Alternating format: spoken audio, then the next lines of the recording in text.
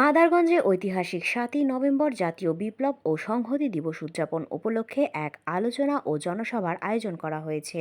মাদারগঞ্জ প্রতিনিধি মোহাম্মদ আলী জিন্না জানান, বৃহস্পতিবার বিকেলে বালিজুরি FM উচ্চ বিদ্যালয় মাঠে এই আলোচনা সভা অনুষ্ঠিত হয়। মাদারগঞ্জ উপজেলা ও পৌর বিএনপির যৌথ আয়োজনে এই জনসভায় যোগ দিতে ১ নং চরপাকেরদহ ইউনিয়ন বিএনপির উদ্যোগে অধ্যাপক আলমগীর কবির, শফিকুল ইসলাম শফি ও মোহাইমিনুল ইসলাম বিপুল এবং জহু ফকিরের নেতৃত্বে বিশাল মিছিল সহ বিভিন্ন জায়গা থেকে নেতৃবৃন্দগণ আসতে থাকে।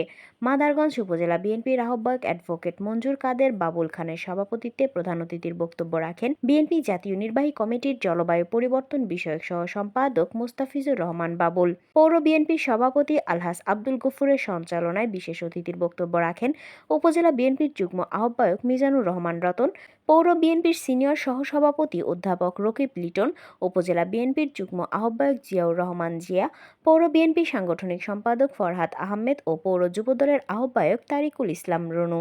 এ সময় উপজেলা, পৌর, ইউনিয়ন বিএনপি ও অঙ্গ সংগঠনের নেতৃবৃন্দগণ উপস্থিত ছিলেন। এরপর ঢাকা থেকে আগত এবং স্থানীয় শিল্পীরা সঙ্গীত পরিবেশন করেন।